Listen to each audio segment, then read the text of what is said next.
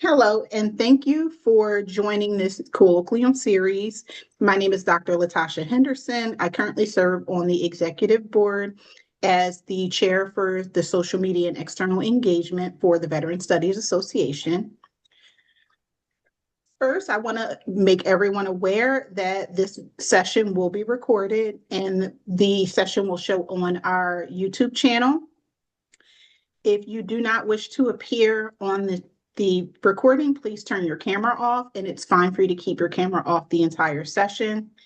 If you are new to VSA, allow me to tell you a little bit about the association.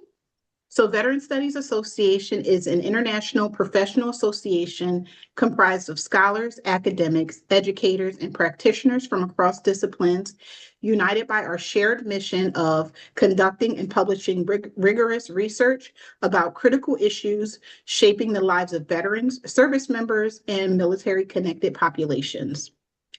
We are home to the Journal of Veteran Studies, the first peer-reviewed open access journal dedicated to publishing research in veteran studies. And we are also the sponsoring organization for the Veterans in Society Conference, a biennial event that brings members of and others together as a community. As a matter of fact, if you haven't already heard, the VIS 2026 session conference will happen March 26th through 28th of this year. We'll be in Chicago, and we also have some online options as well. So if you are interested in joining that conference, check out the information on our website, www.veterinology.org. And now I'll now be introducing our presenters for today. The session today is titled Writing Our Way Home, Community Writing Group, Inspiring Veterans. Our guests today are Dr. Eileen Schell, and she has been writing for over 30 years on college campuses and community sites and is currently professor of writing at Syracuse University. She is the founder and co-leader of the Syracuse Veterans Writing Group and co-leader of Moral Injury Project at Syracuse University. She is the author of 9 books, co-edited studies, and the Syracuse Veterans Writing Group.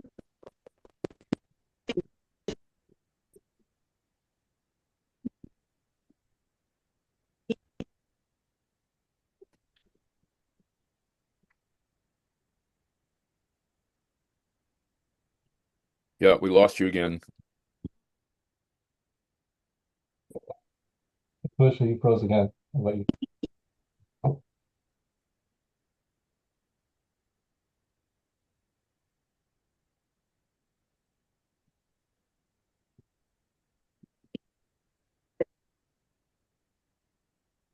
Is Syracuse Veterans Writing Group and is a published poet. Diane Grimes is an associate professor in the Department of Communications and Rhetoric Studies at Syracuse University. Diane leads meditation sessions for the Syracuse Veterans Writing Group and also co-leads the online Veterans Writing Workshop with Ivy Kleinbart. She is author and co-author of publications addressing mindful communications, critical organizational communications, and race and gender organizations. And then we have Rob Haley. He is a member of the Syracuse Veterans Writing Group, drafted in the U.S. Army in 1969. He did his basic and advanced infantry training at Fort Dix, New Jersey, with the MOS of 11B10 light weapons infantry.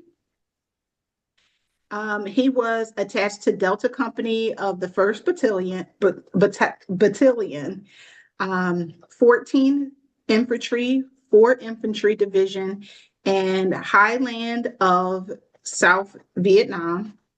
After his service in Vietnam, he was a professional photographer for 45 years, taking over his family's photography and business in Syracuse. And then we have Ivy Kleinbart.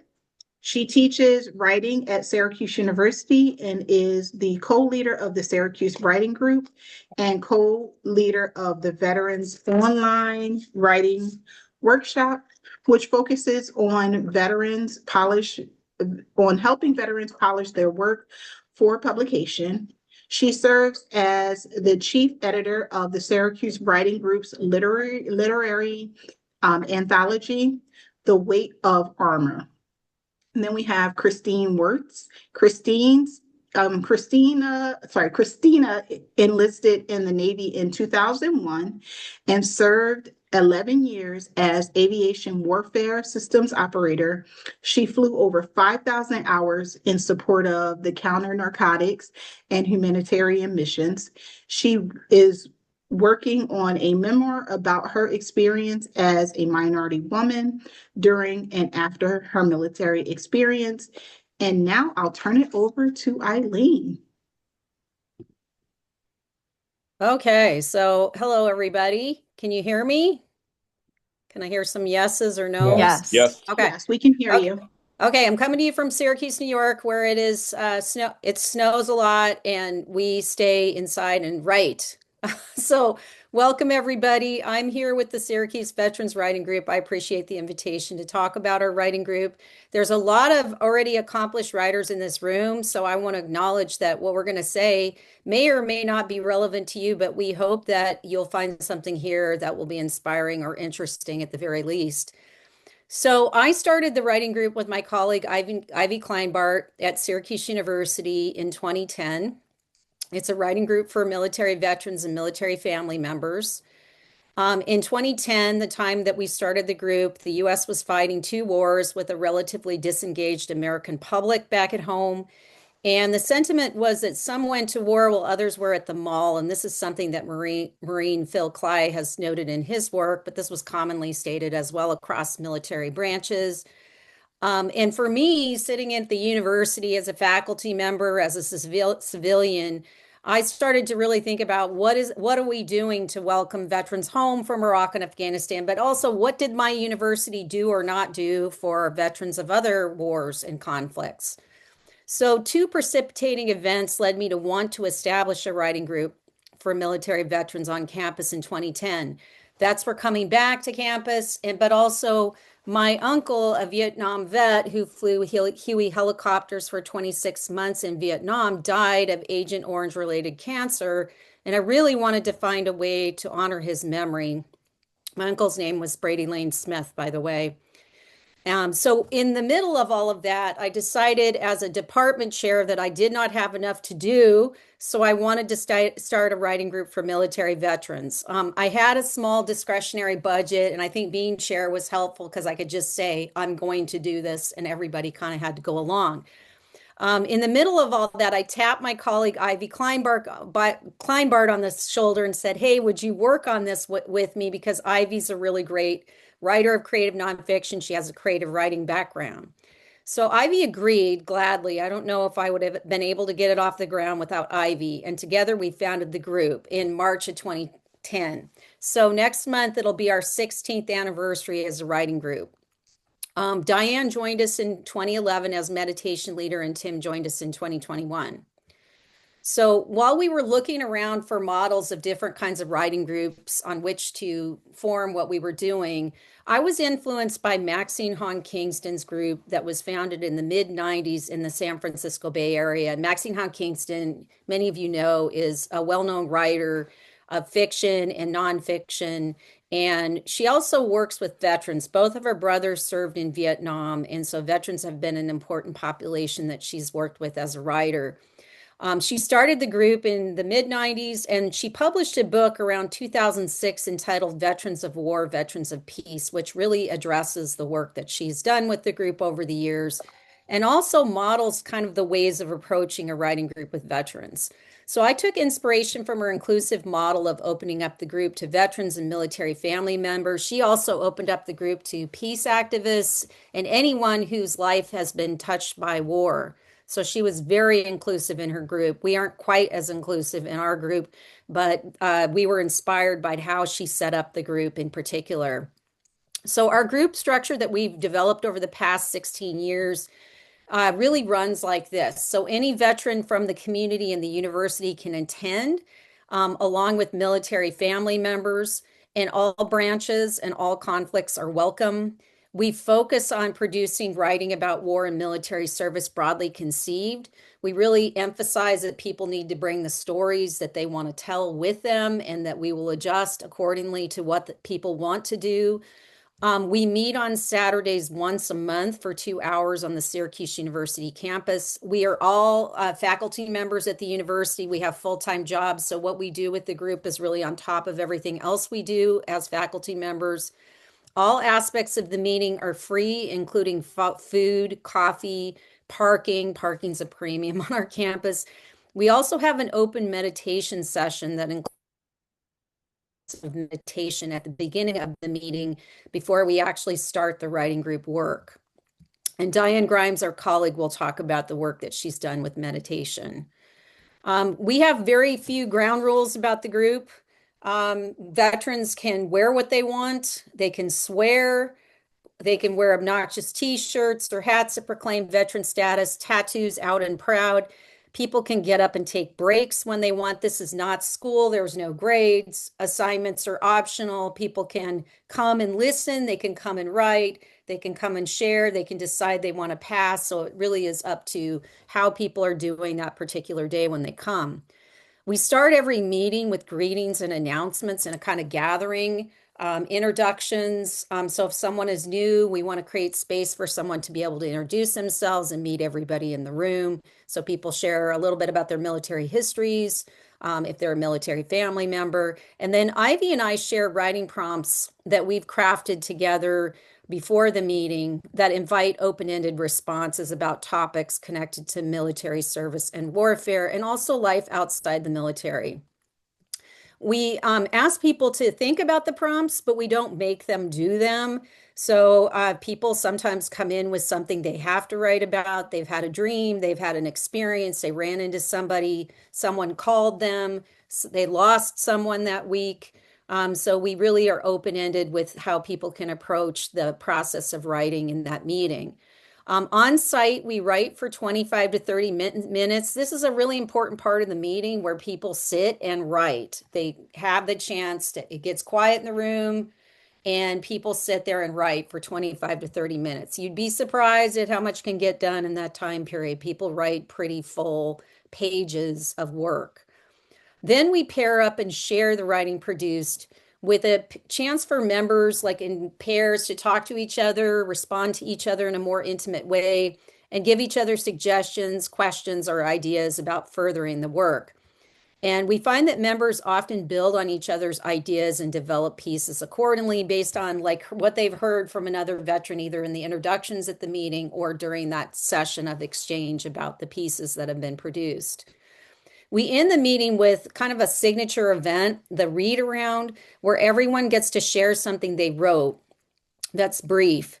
And if someone doesn't want to read, they can just say pass.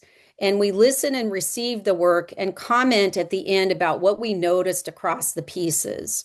If people want to, get more feedback or develop their piece into a longer piece that maybe will be published, they can join up with the Tuesday night workshop that Ivy will talk about and that Diane will mention as well.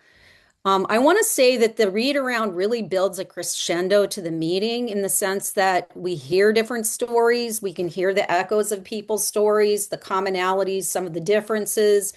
And there's power in that hearing and that listening across the stories. And also it's the gathering, it's the community of coming together and writing being central and storytelling being central.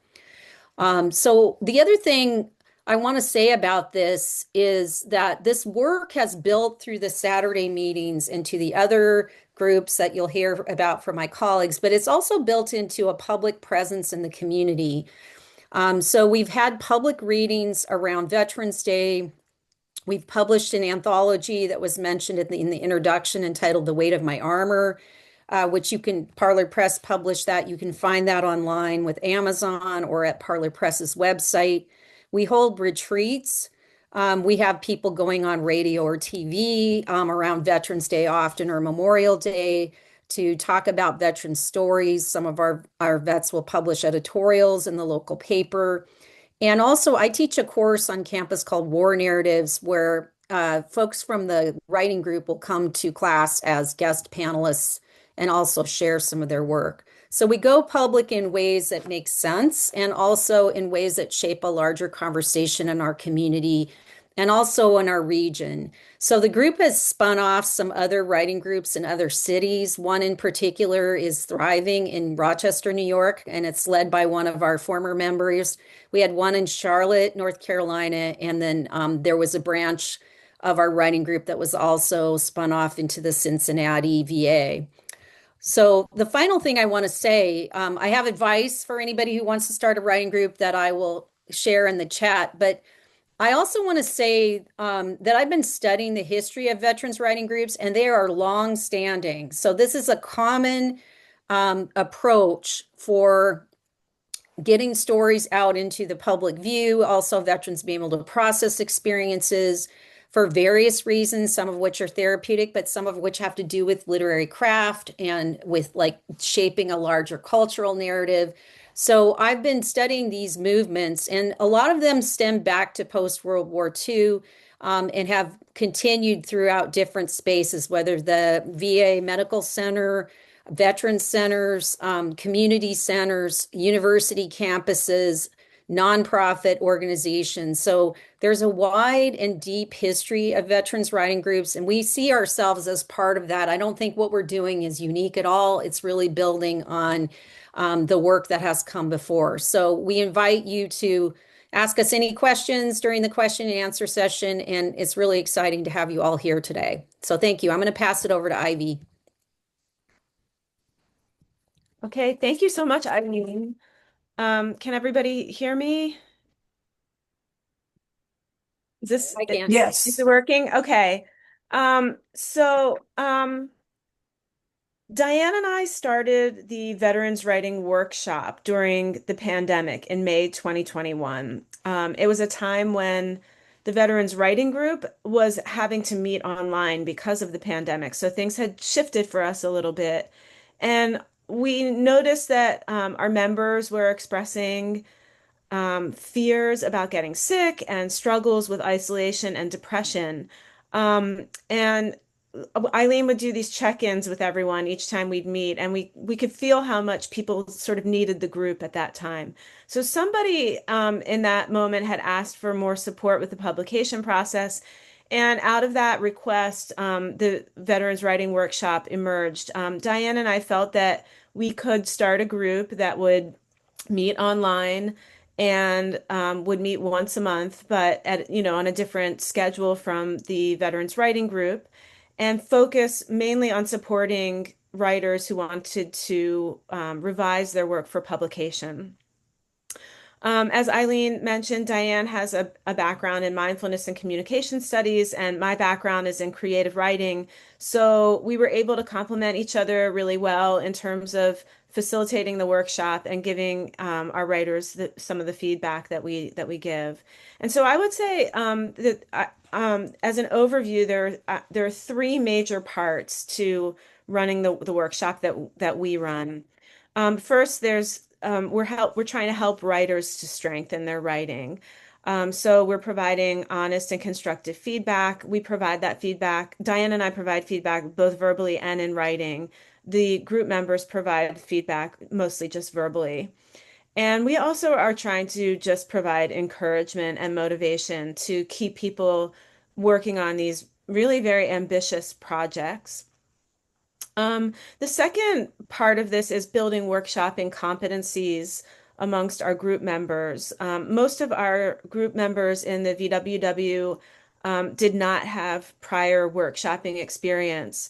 So we are trying both to model workshopping comments and modeling direct and insightful comments that are trauma informed, And then we've also tried to supply our members with some readings that are aimed at cultivating workshop skills. And then they kind of, I think, learn from each other a lot. They hear the ways that certain members are talking to one another about the work, and they emulate that.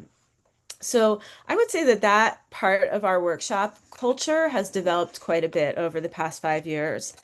Um, and then the third part of the workshop is just what Diane and I do during the actual workshop sessions to facilitate it.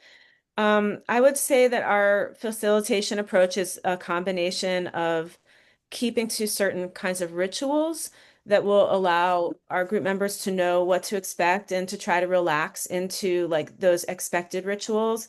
And then also to stay alert and spontaneous in the ways that we facilitate the workshop so that if we need to jump in or shift the conversation in any way, we are kind of alive to that and can do that. I'll say a little bit about the structure of the group and just the logistics of how we run it. So we meet online, as I said, for 90 minutes once a month, first Tuesday night of every month, and we discuss 3 pieces of work at each meeting. Um, our our workshop is a little different from the Veterans Writing Group that Eileen discussed because it's a little more of an MFA style workshop. We do not give our writers prompts. People are expected to write on their own and to have kind of their own agenda and their own purposes outside of the group. And then they are bringing the work to the group. All of the work is submitted prior to the workshop, and our members are asked to come to the meeting prepared to share their feedback. Um, so we're really focusing on that process of sharing feedback. And what we've done to structure that is during our initial meeting, we established guidelines for workshopping etiquette, just some kinds of like gentle do's and don'ts that offer up a framework, especially for people who are new to the group, just to kind of know what to expect or how do you comment on people's work, like what are some appropriate ways to comment. How do you keep your focus and really honor the work by staying focused on the work itself and trying not to talk, for example, like about your own life or your own associations. Some of that comes up and we kind of make space for it, but we do try to stay focused on the work itself. Um, we maintain a workshopping schedule in a Google Doc, and that Google Doc is open for edits. So all of our writers have access to that, and they can just sign up for their own workshopping slots when they have work that's ready to share. And we just ask everybody to kind of take turns and stay mindful of making space for each other. And so far, that's worked out very well. Um, we start each workshop by asking every writer if they want to say anything to set up the conversation about their work. Usually the writers will speak for about 30 to 60 seconds, and then we'll say who would like to start us off. And somebody will jump in, and we just kind of go with it. Diane and I will chime in if and when we have things to say, but we do try to leave the majority of the space in the workshop for the writers. All of our writers and group members to do the talking. So I would say that the challenges with this workshop that are maybe a little different from the Veterans Writing Group are just that we're asking our members to really make a commitment to kind of showing up to each session and really being a steady member of the group. Sometimes we have people kind of coming and going with the in-person group. But with this group, there's kind of an important element to staying abreast of the work that everybody is bringing us. We have some writers that are sending us, chapter after chapter of a memoir or a novel that they're working on. And so we want to be there to kind of, all be there to know what those, episodic moments are in their work and to follow that. I want to just quickly say I want to talk about 2 achievements that I'm really proud of with the group, and then I'll close and I'll take any questions afterwards.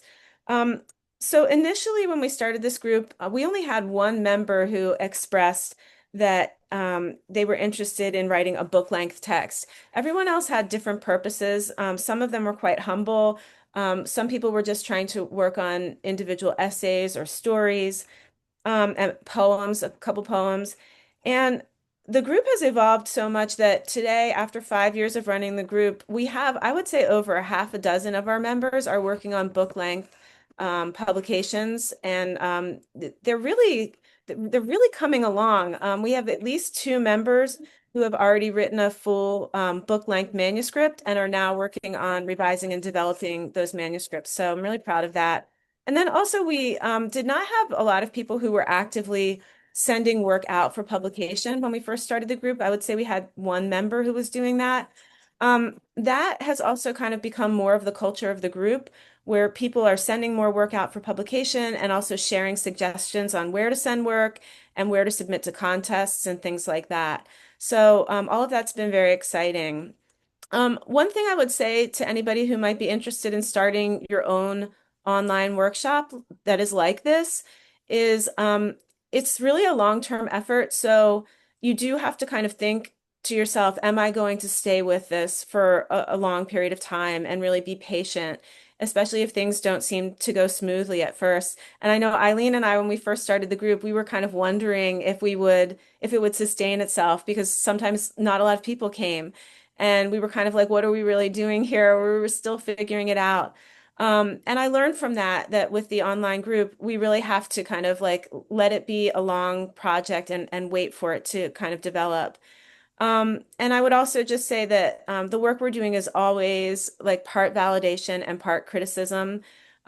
We definitely want to give that validation, but we want to make sure that we don't shy away from critiquing the work just because it might reveal traumatic experience, which so many of the pieces that we read do.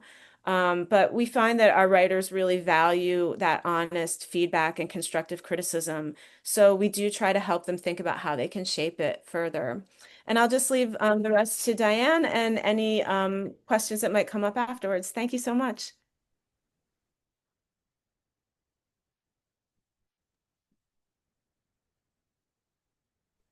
So, hi, everybody. I'm mostly going to talk about the meditation piece. So, I joined the Veterans Writers Group team when Eileen asked me to offer a sitting meditation time for the writers. So, I'm going to just talk about logistics and also why it's helpful for veteran writers to meditate. I'm not going to talk about how to meditate, but I'm happy to answer questions about that in the question and answer period if people want to talk about it. So meditation is offered actually just in the Saturday morning Writers Group, the one that's in person. And side note, I think we decided for the online version that we didn't really have enough time, and there didn't seem to be a huge amount of interest in it. So we didn't offer it during that meeting. The meditation time for the Veterans Writers Group, the Saturday morning, is optional. We usually have 4 or 5, maybe 6 people there, including usually the 3 leaders. So we start 45 minutes before the start of the meeting, and I always give the same instructions. I think this goes back to Ivy's idea of sort of the ritual. And those instructions are actually in our book, The Weight of My Armor, because I put a small chapter in there. So we meditate 15 or 20 minutes, and then I ask people what they noticed in the meditation, and we have a short discussion. When we have newcomers, I just meet them where they are. Some people have meditation experience, some people don't. I try to keep it very simple, just, talk a little bit about following the out breath and having no expectations. And then again, like I said, we come into the discussion period at the end, and we can hear what people's experiences were. When I first talked to the group, so when I joined the Veterans Writers Group as the meditation leader, I had a conversation with everyone to talk about, like, are you interested in this? Do you want to do this? Here's kind of what it would look like. Here's why you might want to do it. So I gave them some reasons to sit, reasons to meditate for veteran writers in particular. The first thing that I said to people was, you don't have to stop your thoughts to meditate. Okay, because I didn't want to be listing all these wonderful benefits and have people say to themselves, yeah, I want all that, but I can't meditate because I can't stop thinking.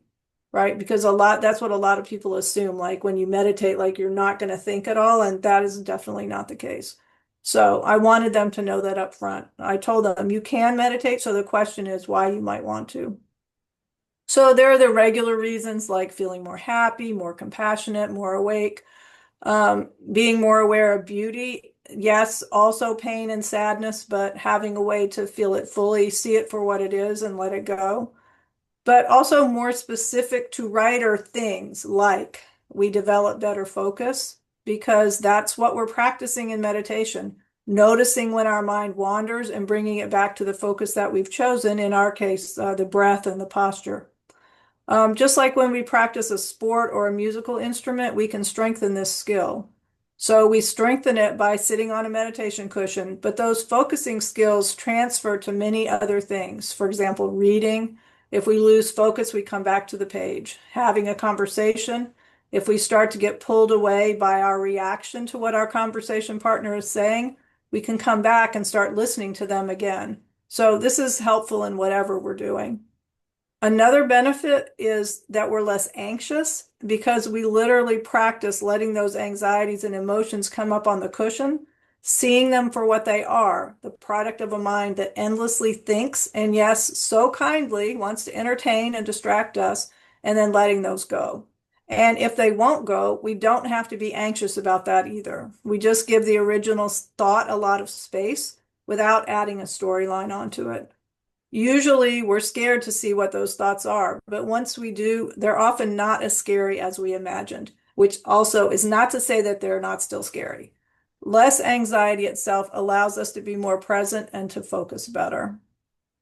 So a meditation practice helps us to get out of our own way so we can be more creative. So you can hear and let go of all those little voices that say, this is the worst shit ever written, or let's doom scroll for just a second and then write. And I don't know about you, but then I wake up like an hour later, like, what am I doing? It helps there to be space for memories, or what one of our members calls memory shards, to come up. We can keep our seat when we're writing, just like when we sit.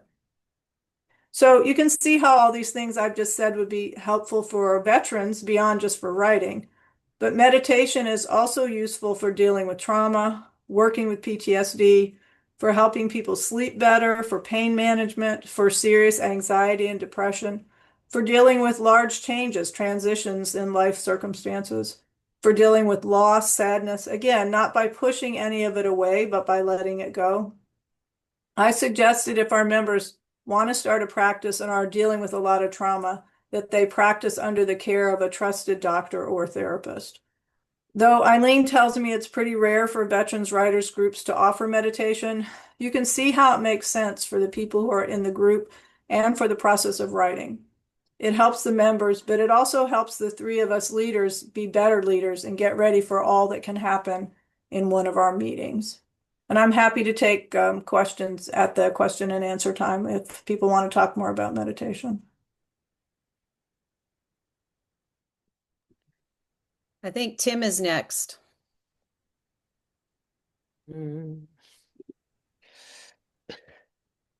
Hi there. Thank you for inviting us. My description is a little different. It's a fragmented bio, writing history, and an appreciation for support, and then a description of the Onondaga Veteran Writers Group. I began writing poems when the sadness of young soldiers committing suicide became too much. 2 in my first week as casual air commander at Fort Polk in June of 1986. 7 over the next 10 months, in addition to the 30 other deaths, mostly from car accidents. A sadness I first remember feeling after watching the film Ordinary People. Writing poems helped. After the Army, I went back to school to become a high school history teacher, but I only had 12 history credits and needed 30. However, to be an English teacher, I only needed 18 and had 15. I took my first undergrad poetry writing course. My first official poem, Louisiana Speed Bumps. I like to stay up late and high school starts around 7:30. It was not a good match, so I wrote more and moved from New Haven to Manhattan after being accepted in an MFA poetry writing program at Brooklyn College. Allen Ginsberg said I needed to read more haikus and walked me to his bookcase. There was more hopelessness. AIDS-related deaths grew higher each of my first 3 years in New York City. In 1994, I won a gold medal in wrestling at the Gay Games. I was friends with Nan Golden. I hung out in the DJ booth at the St. Black parties. I wrestled, wrote, and taught college composition courses at a few CUNY campuses. Teaching took over, and I began a PhD program in education at Fordham in 1998. My writing changed. I had support, a dissertation committee that allowed me to not do what they did.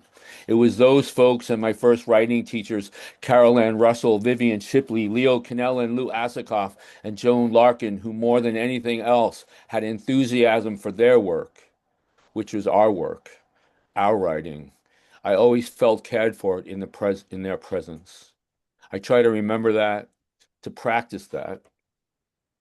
As Eileen mentioned, I joined the Syracuse Veterans Writing Group in 2021. And I'm fortunate enough to continue to be surrounded by caring teachers. Eileen, Ivy, and Diane taught me much of what I needed to know. The friendship and support of the Syracuse Veterans Writing Group Saturday morning meetings got me writing again. I finished a writing project. I started others. The Tuesday group run by Ivy and Diane encouraged my move into creative nonfiction. I currently teach a 100-level creative nonfiction class at SU, and I'm working on a collection of essays. It's clear to me that none of this work would have happened without the support of Eileen, Diane, and Ivy. They also helped me with the transition from writing group member to workshop leader. The Onondaga Veteran Writers began 1 year ago with the opportunity to join 5 other writers groups across Onondaga County, part of the Voices in Verse project, begun by Onondaga County Poet Laureate Georgia Popoff. We met weekly for 6 weeks, creating work that would then be translated by Syracuse University acting students under the guidance of Professor Ricky Pack from SU Dramas Department. The performance was powerful and group members were able to participate. A few of us decided to carry on. We currently have 5 semi-active members. Both Rob and Christina are members of our group. It is currently run as a workshop for the development of new poems. We meet monthly for 2 hours in a community room at the local library. I provide an assignment with some examples. The Sunday before Thursday's workshop, members send poems to each other. We print them out, comment on them, and bring them to the Thursday night workshop where we share our ideas about poems and then return the poems to the poets. Writing got me here. Poetry's dichotomies of form, free verse to blank verse, provide opportunities other genres lack. The focus on meaning, too often the focus of public high school education English teachers, push many of us away from poetry. So we focus on what we hear, what it makes us feel. Our belief that we need to understand the poem prevents us from appreciating its beauty, when simply focusing on a line, an image, or the sounds can be enough. Poetry emanates from the body. It is a bodily art. Poetic forms provide structure for writers with an idea, but unsure about where to start. We recently wrote villanelles, along with sestinas, one of my favorite forms. I am a fan of repetition and sound. They soothe and support my obsessive-compulsive brain. However, the lack of required form can be an opportunity. Poetry allows veterans to step away from grammar and syntax, the rules and order of the organization many feel betrayed by. Poetry allows for ambiguity, fragmentation, and emotional nuance, qualities that can mirror the complexity and tension of memory many veterans face. Others struggling with preconceived narratives of military service versus its reality, or struggling with the processing of trauma, can find the ambiguity and fragmentation that poetry allows to be helpful. The beauty of poetry often resides in the fragments. Thank you. Thanks, Tim. I think Rob is going to jump up and go ahead and read. Thank you for that.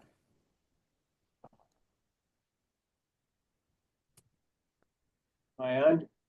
Can everyone hear me? Yep. Clear. Okay. First, I'd just like to say I'm a member of each group, Eileen's, Ivy, and Diane's, and Tim's poetry group. And I found that these groups have opened a lot of doors for me. I'd just like to thank each of you publicly that you've made a big difference in my life, and I appreciate your efforts. And this is a story I wrote for our Saturday. No Vietnam vet can listen to Born in the USA by Bruce Springsteen without being lost in thought. It's the most misunderstood song that most think is the anthem honoring the pride of being an American. But just the opposite is true.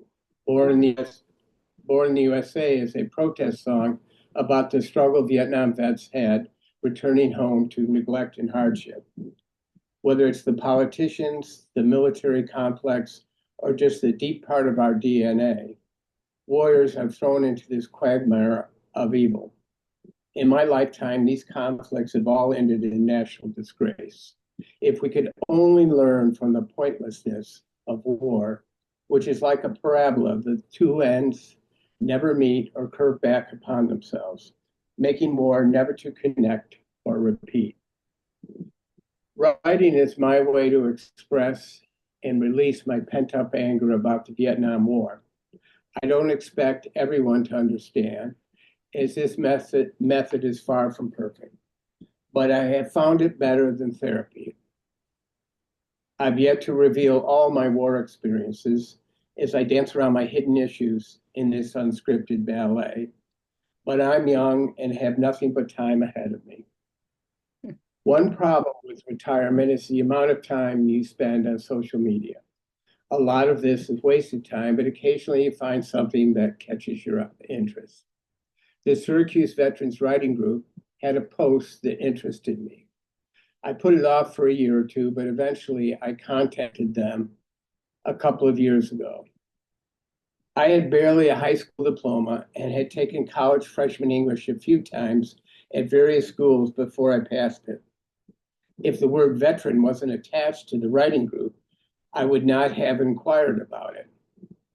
My military experience wasn't much better than my schooling troubles. I was a Vietnam combat vet that saw and did things that I'm not proud of.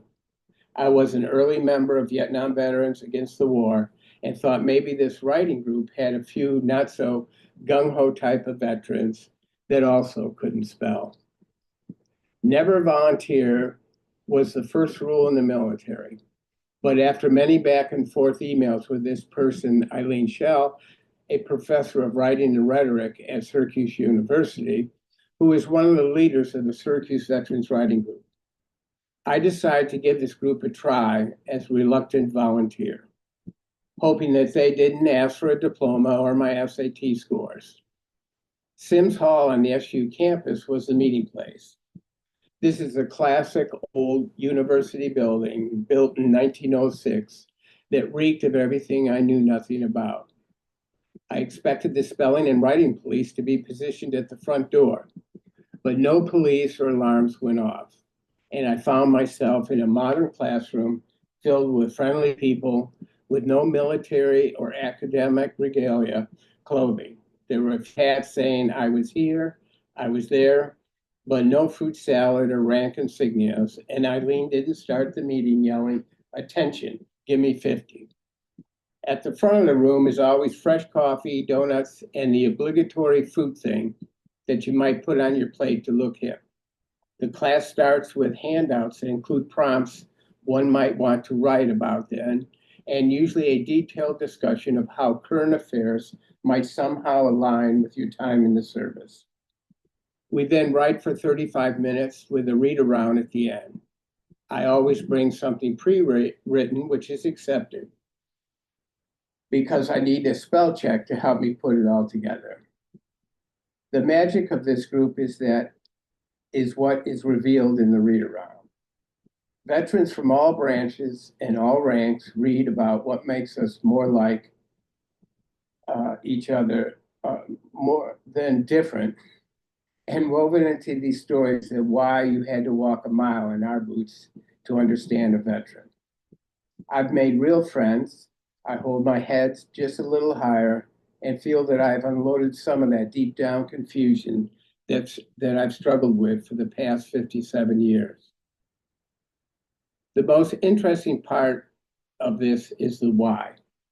Why do busy professors or similar professional people want to donate their precious time to interact with military veterans?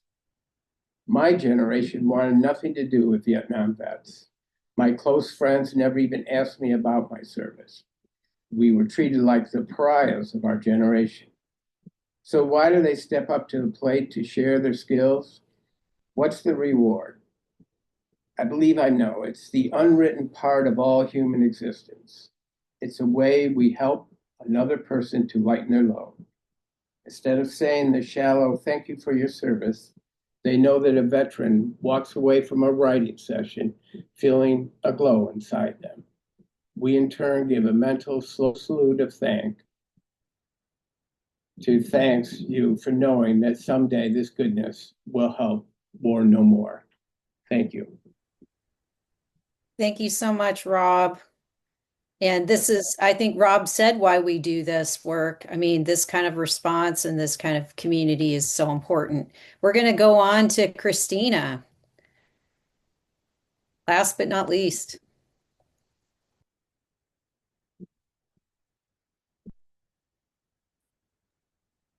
Hi, I'm so sorry. The dogs. I should have put them away. I was born to write. There's no question or doubt in my mind about it. I've always known it, but have been too scared to say it out loud. Throughout my youth, I kept telling myself I would write when I had something interesting to write about, when the time was right. I let the time pass.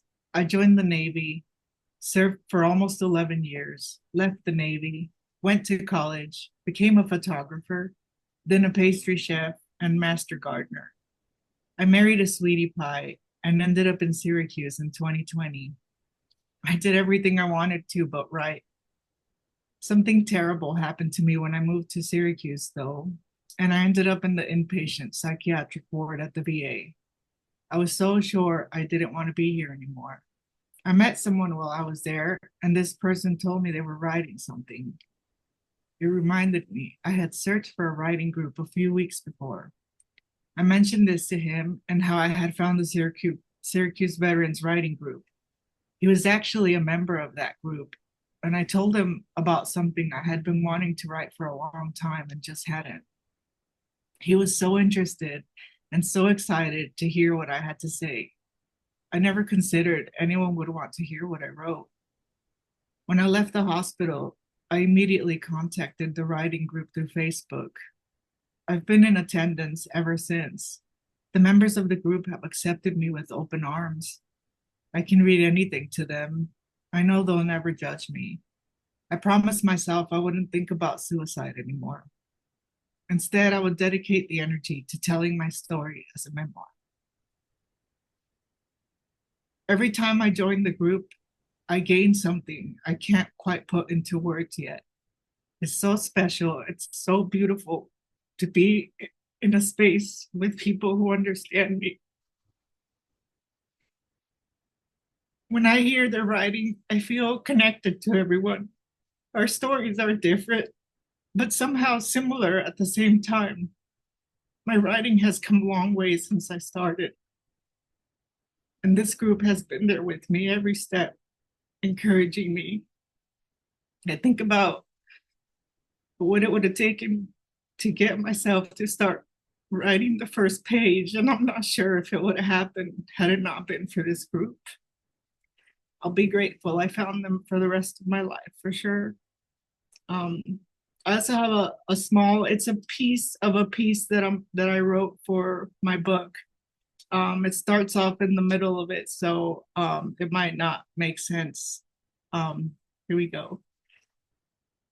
Oh, I also want to say, I know I don't have a lot of time. I'm sorry. I didn't imagine somebody say they had a daughter in the Navy, and I just want you to know that I served over 20 years ago, and things are different. They're better for women, although not perfect. I don't want you to be scared.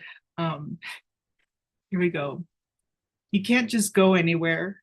Leaving the area for a weekend trip up to Canada, you better submit a special request chit, as we called it, asking for permission to not only leave the area, but the country.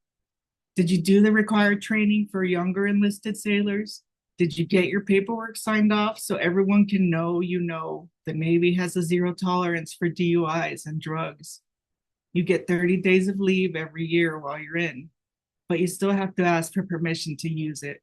You have to tell everyone where you're going, for how long, and when you will be back. As a woman sailor, you must be okay with sailormen taking some kind of ownership over your body. These men can comment on it, at times grab it, talk about it like it's nothing, and you're supposed to take it. I seldom took shit, but it was all a facade because inside it would eat me alive. It wasn't uncommon to have chiefs make comments to me about my body. They would make fun of the way I talked. They made fun of my accent when I spoke. One of them asked me if I swam so much because the chlorine from the pool helped keep the pimples off my back. Try explaining the symptoms of PCOS to some stupid man. See how far you get. I remember how much shit I got over having facial hair. I'm Native and Mexican. I was born hairy. Women didn't have to shave their face in the Navy, but maybe you should, they would tell me. This was most hurtful because I felt I couldn't do anything about it.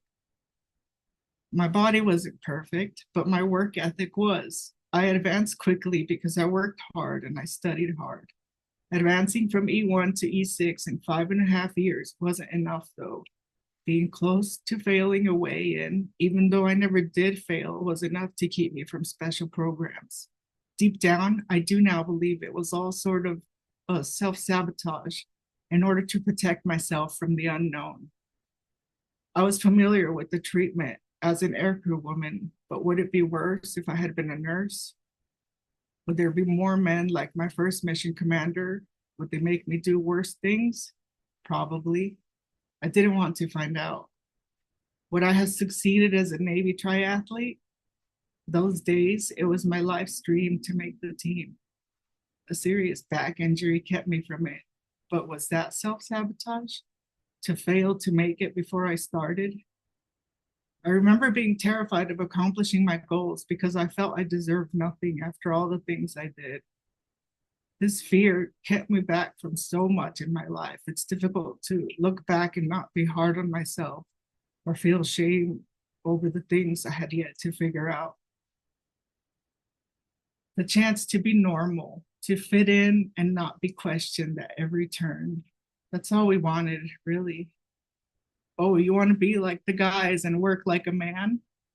Be ready to hear men talk the most perverted talk you've ever heard. You'll most likely see some of their private parts at work because they play like they're teenagers. Hear them brag about how they go around from country to country, defiling women, sometimes 2 or more sailor men to one, all while their wives waited at home and took care of their kids. A woman sailor shuts her mouth when we get home, though. We had to see these men be hailed as heroes by their families the minute they stepped off the plane, when deep down we knew they were the type of sailor to traffic in humans. Okay, that's it.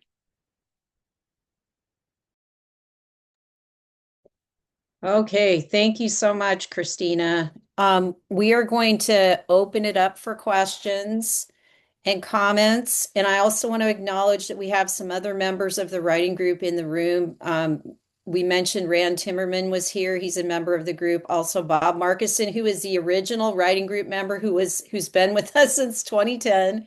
And also Rudyard Edick is in the room. Is there anybody else?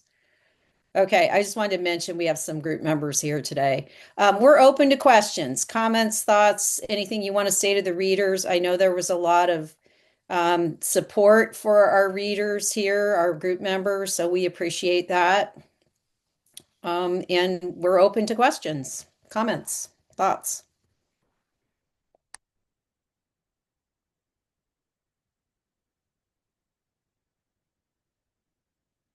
As Diane would say, don't be shy, people.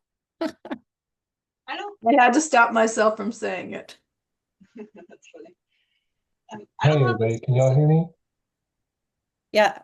Is that who's speaking? It's Chris Rodriguez. Hi, Chris, jump in, please. Yes, so I did hear you guys mention that there was virtual session once a month. Um, Seeing that a lot of people in BSA are all over the country and over the world, is there any talks about expanding that, maybe offering more sessions? I think that's a question for Ivy and Diane as leaders of that virtual session. Yeah, I would say we conceived of the Veterans Writing Workshop as an extension or as a part of the Veterans Writing Group initially. We have had some people express interest in our group who haven't really come to the in-person group. I would invite you to, contact me if you're interested, and we can get you in for a couple of sessions and see if it seems like it's a good fit for you. The people that are not associated with both groups tend to not really stay, but you're welcome to stay. And you're welcome to be part of the group. There are other online groups around the country too. So we're not the only ones. And I don't know if we're really equipped to grow too much. So I don't really want to publicize it that much.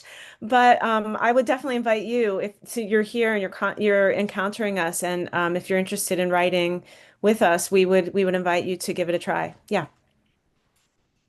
Thank you Um, very much. yeah, and I want to mention that Liam also put a question in the chat. So about, go ahead.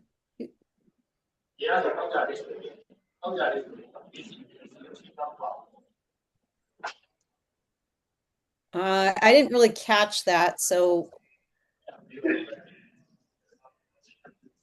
Wayne, I think your microphone's not working well. Do you Liam's mind writing it in the chat? I'll just Wayne, read the question from the chat and let the group leaders respond. So Liam said he was interested in the way the ground rules for workshop feedback with writing and rules, tools type of comments versus aesthetic teleology types of comments. And he says, I'm wondering how you deal with writers or pieces of writing that are still discovering their focus and meaning while at the same time paying attention to issues of craft. So I think Diane and Ivy could answer that. And Tim, if you want to jump in. Sure. I'll let Diane speak to the meditation part of that. And I would just say that we really try to meet writers where they are with the work. So if, and often the writers know where they are with the work, so they'll also tell us that they're in the very earliest phases of working on this or that piece, or they're working on revising for publication, and we will give feedback accordingly. So a lot of the feedback that we give is about noticing, like important moments of content in the work that we either have curiosities about or are just resonating with us in a particular way, and we'll just kind of reflect that to the writer. And then occasionally somebody will chime in with a craft question or comment. And we kind of talk about both. It's all of a piece, I would say. And I guess as far as the etiquette, the question about the workshop etiquette, I would be happy to share that with you. I have it as a Google Doc, and I'll dish it up right now, and I can share that.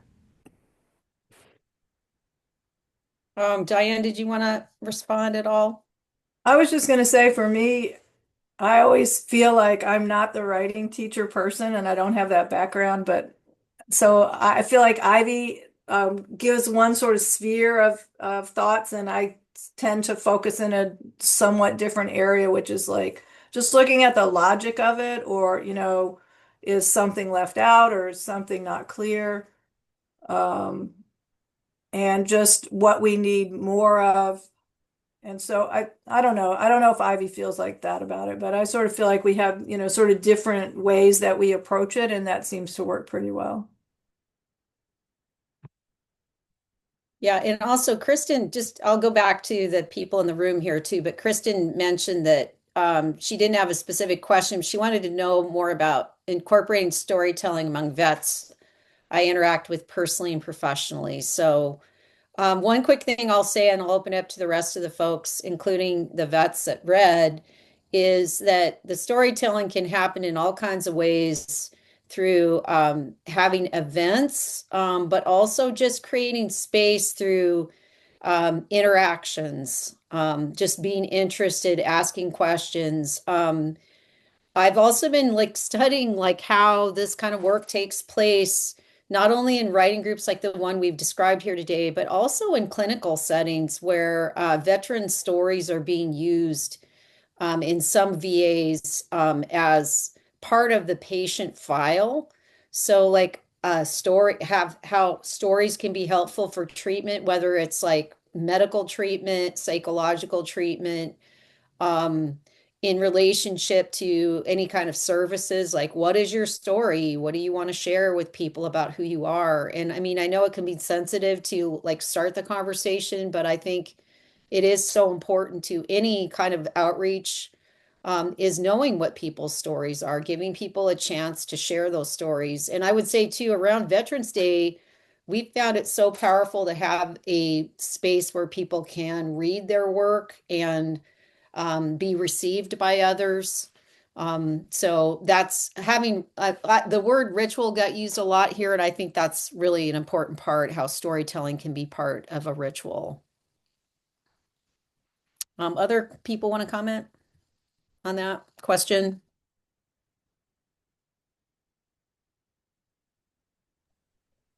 There's a few things in the chat. I know Wayne's mic went out, but he did put his question in the chat, and um, Monica had a question as well.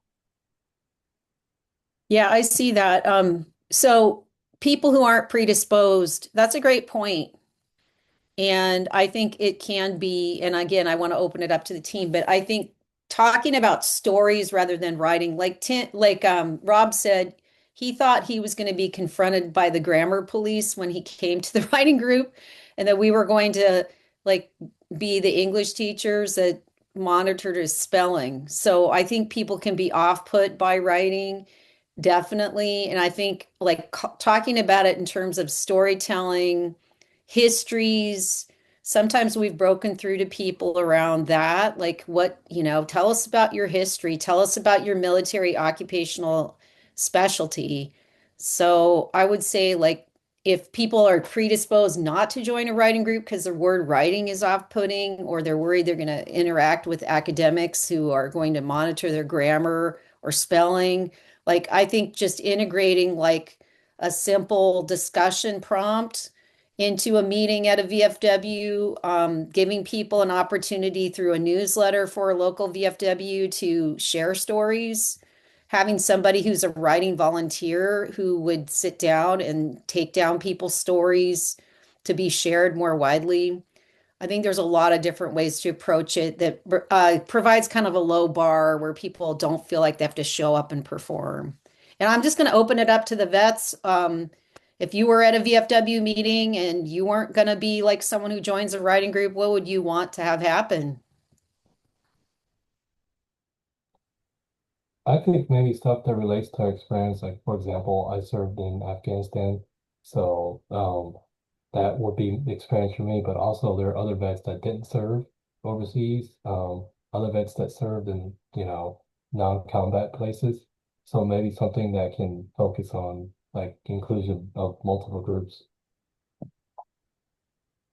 Definitely well said.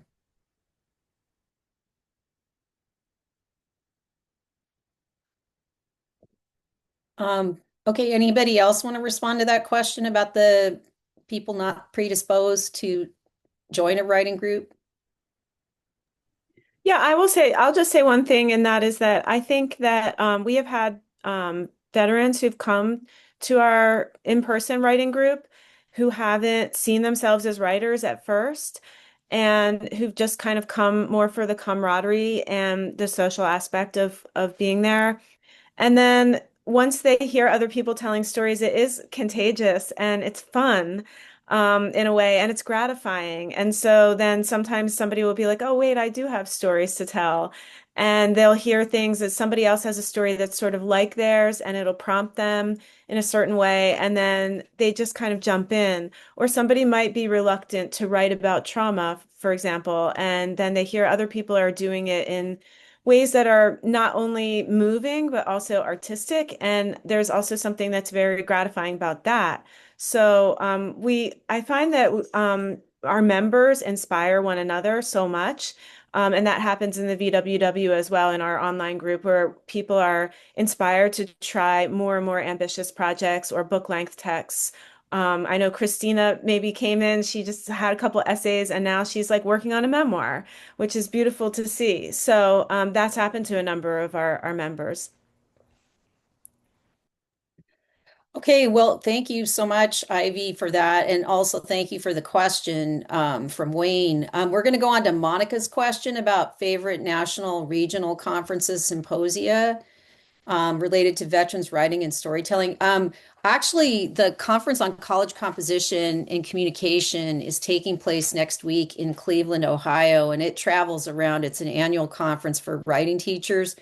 And there's quite a bit of discussion, and Mariana knows this, and also your organizational president, Corinne Hinton, knows this, that there's a lot of discussion about veterans writing, not only in like first year writing classes, but also community projects and storytelling.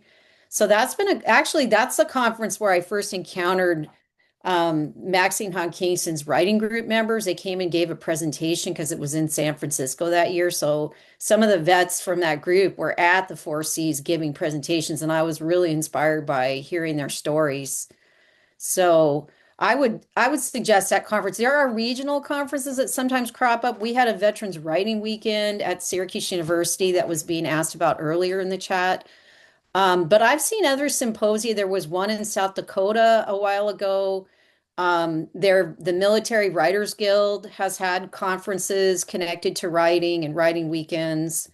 So you kind of just have to search online for them. But I would say the Conference on College Composition Communication, there's been a strand of this kind of focus in that organization. Did anybody else from the group want to respond? Any thoughts? Okay, thank you. I want to take a question from the room. I mean, people are putting them in the chat and we can keep going, but if there was anybody who didn't want to write their question in the chat, who wanted to shout out a question? Don't be shy, y'all. Diane is the encourager. Yep. I will just add quickly that I don't usually go to the AWP conference, but I did go a few years ago, and there was a lot of activity around veterans writing at AWP as well. So that's just And the another. Association of Writing Programs. And Ron Capps, who runs the Veterans Writing Project, which is a national writing project that he started that was connected to Walter Reed. He's been at that conference over the years, so I know he's had a presence there. Yeah, I went to his Yeah. panel actually. Yeah. Yeah, that's cool. So if you haven't ever seen Ron's project, it's great. And he does workshop. He's located in Maine. He also does songwriting workshops, which is really cool. And I'll also shout out Jenny Pakinowski's writing group, Women, Veterans, Empowered and Thriving, which is meets in the Allentown, Pennsylvania area, but it also has an online component of empowerment workshops that include writing, storytelling, performance. It's a fabulous program, and Jenny came to Syracuse and did a writing workshop for us over the Veterans Writing Weekend we had this last fall. So there's a number of online programs that people can connect with, and we've kind of located ours more locally and regionally, but there are ones that are national. Warrior Writers, by the way, which is Iraq and Afghanistan vets mainly, have started online workshops, and they have an online noontime writing. People write together online, but they also have chapters of warrior writers across the country. There's a big chapter in New Jersey. So there's other writing workshops that are more national projects that can be joined in. The Military Writers Guild does some online work. So I just want to mention, if people are kind of looking for something and don't have a local writing group near them, that these organizations are out there. And there was a mention of having a compilation of available writing resources. That's something that I can provide. And also Liam mentioned that Mill Speak Press has a organized writing community events at the AWP the past few years too. So I'm wondering if any of the writing group members want to say anything about how to encourage other vets to come to a writing group or how to engage in storytelling or writing. Whether that's Christina or Rob, you want to say anything?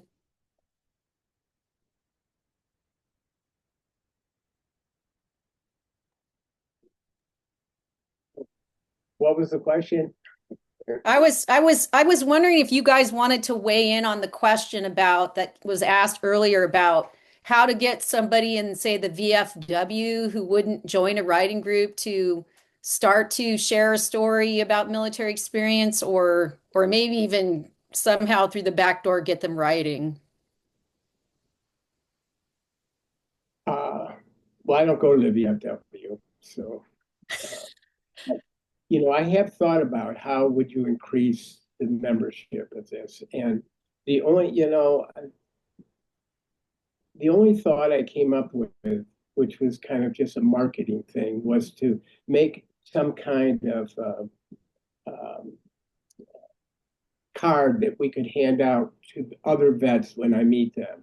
Like when I'm out at Clear Path, which is a place that veterans meet in Syracuse. Yeah, well, you talk to vets, and it'd be nice to ask if you would like to maybe join a writing group and give them something, some way they could contact.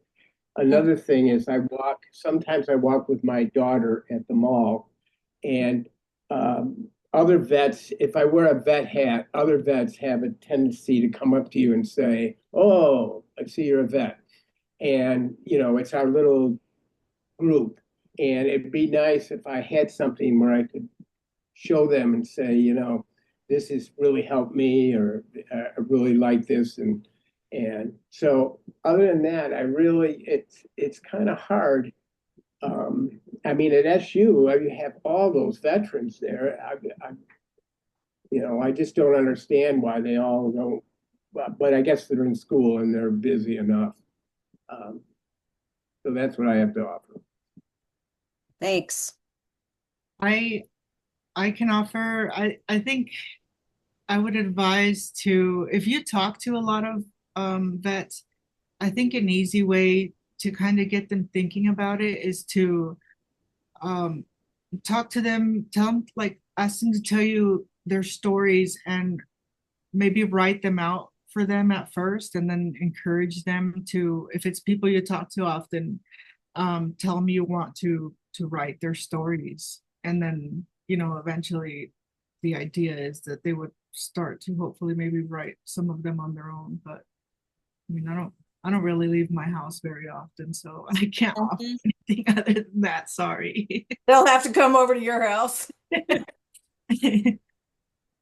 Yeah, I mean, one of the things I've learned over the years is just talking to veterans in a lot of different settings, and also fielding most of the correspondence because people write to me. I'm the contact for the group. So I have heard from many, many, many veterans who never show up, but they will have a long conversation with me. They will often send me their work, which I may have some time to respond to or may not, but they never come in the door. And there's lots of reasons for that. That some has to do with a sense of safety, some has to do with not wanting to open the door on a lot of experiences and memories. Some of it has to do with logistics, just getting to a physical setting. That's why having an online writing group is a great thing, because people sometimes cannot make it physically to a place. And, anxiety, Christina wrote, yes, absolutely. Being judged or not being able to speak your truth. So I think there's a lot of reasons that people, and Rob mentioned student veterans not necessarily always showing up at the writing group. Some of that has to do with being in school, and writing is not something they want to do because they have so many writing assignments for papers and so forth. And some of it is just not being ready at a certain point to write or think about one's military experience because it's so recently passed that there's not been any opportunity to really process it. And Ivy, do you want to comment on the comment you put in the chat? Because I think you made a good point. It sort of reaches back to an earlier part of our conversation, but I was just saying we have a few members of our group who are much more so or oral storytellers than writers per se. I mean, I still think it's a form of writing, but they much more oral people. And one of them would always, it kind of became a comical, like insider point of humor for us over time because one of them would always answer our prompts in the form of outlines, and then he would kind of stand up and deliver his responses in this like really very dramatic way that was often kind of amusing.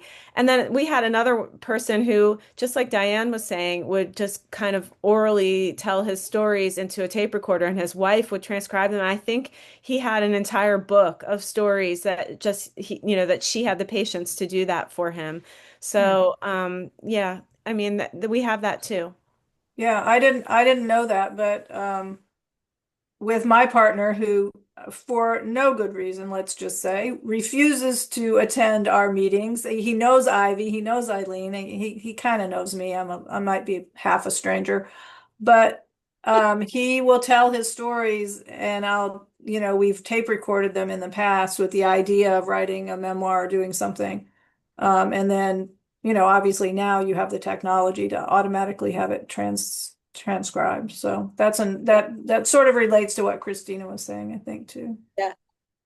We also got a question earlier from Hillary that I think we accidentally skipped over. She said, do you have any tips for getting the university on board for starting a veterans writing group?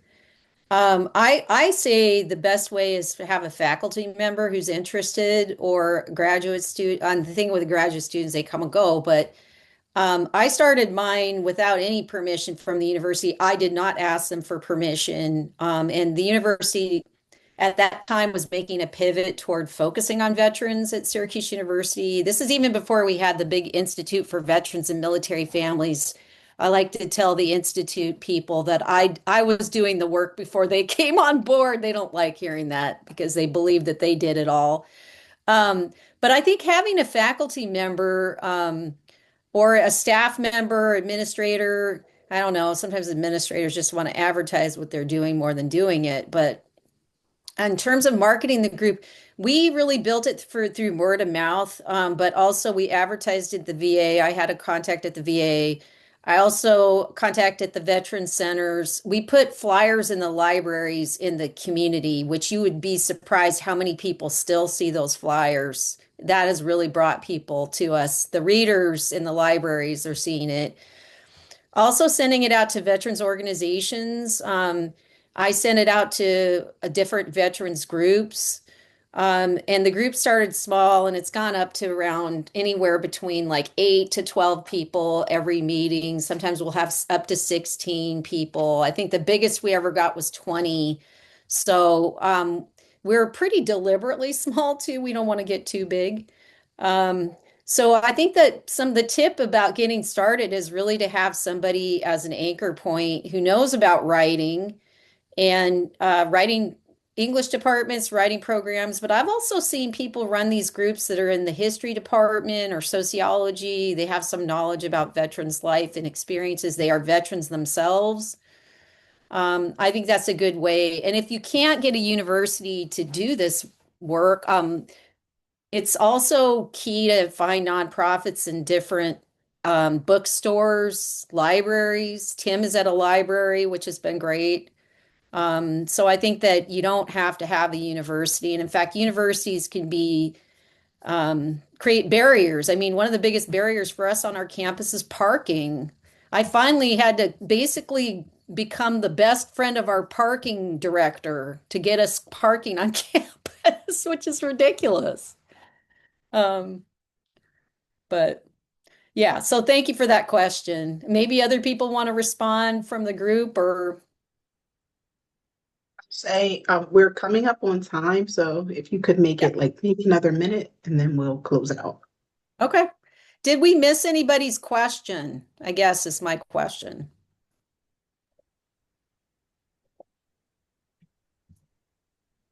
All right. Well, thank you so much for inviting us. I'm going to put my email in the chat if anybody wants to contact me. Maybe the other members can also. And we look forward to hearing from you. We have some resources we can share with VSA organizers that we can pass on to you. And stay in touch with us. We'd love to hear from you, and we'd love to work with you in any way that we can. Thank you so much. I want to thank all of the presenters today for sharing and for all that you have done within your writing groups and for sharing tips and ideas with this group. Also want to thank everyone for attending today. On behalf of VSA, I want to again say thank you so much for bringing such great work to this community. And I'd also like to thank Chris Rodriguez, the chair for our Publications and Research Committee, Amaris Davis, our VSA intern, as well as our social media engagement team for all of the work that you have done to pull this session together. Today's recording will be available on YouTube within the week.